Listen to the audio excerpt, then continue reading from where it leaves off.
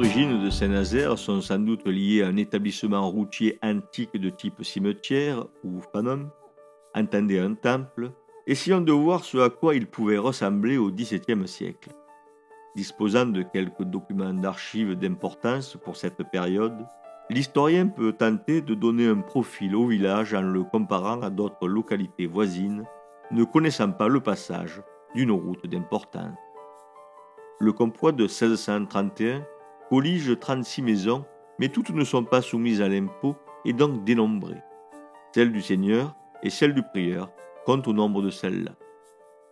Une quarantaine de maisons donc, ce qui correspond au nombre des maisons que l'on peut compter dans le fort sur le plan cadastral du début du XIXe siècle.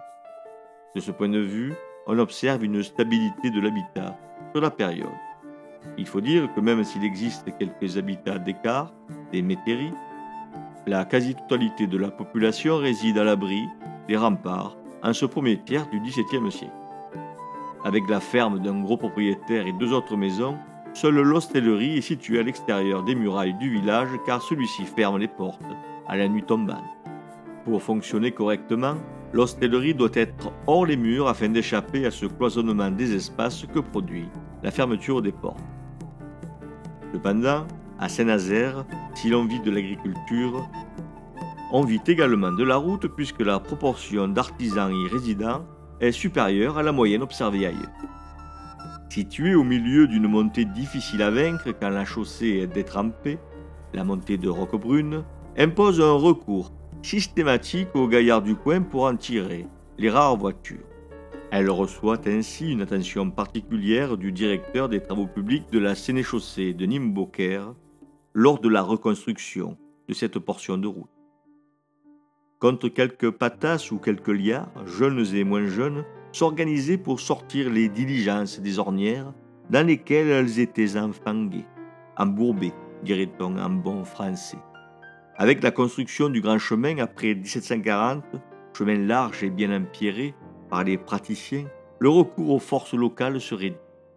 Désormais, les voitures hippomobiles passent à toute allure, à 10 km/h ou un peu plus encore, et ne s'arrêtent plus guère.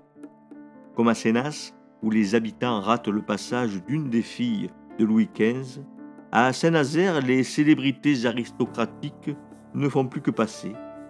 Et peut-être dès lors ne dresse-t-on plus les arcs de triomphe végétaux et le grand apparat de fleurs pour célébrer leur passage.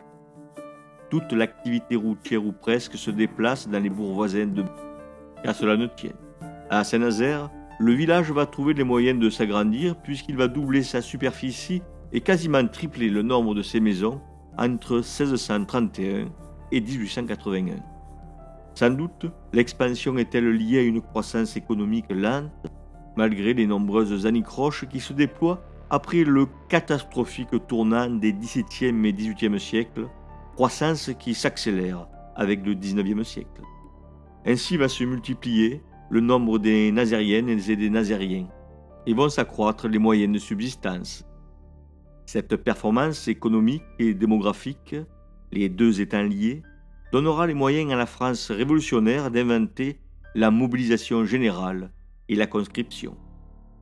Le but était de lutter contre l'Europe monarchique coalisée qui voulait en finir avec la République française et rétablir un Bourbon sur le trône de France, Bourbon qui avait été rejeté hors du corps social, avant que d'être réduit. La poussée démographique entraîna une augmentation du nombre des jeunes. Cette jeunesse supplémentaire qui peuplait ces maisons désormais situées hors le fort, cette jeunesse surnuméraire d'une économie figée dans la terre, cette jeunesse qui résistait un peu mieux aux maladies, allait être utilisée pour la guerre. Ainsi Napoléon, suivant en cela l'exemple de la Révolution, la mobilisant contre les ennemis intérieurs et extérieurs, lui fera conquérir l'Europe portant au plus haut le drapeau français et les Lumières au prix de centaines de milliers de morts. Confrontée à un problème similaire aujourd'hui, notre jeunesse trouvera certainement dans les nouvelles technologies un moyen moins martial de montrer au monde tout ce qu'elle peut lui offrir.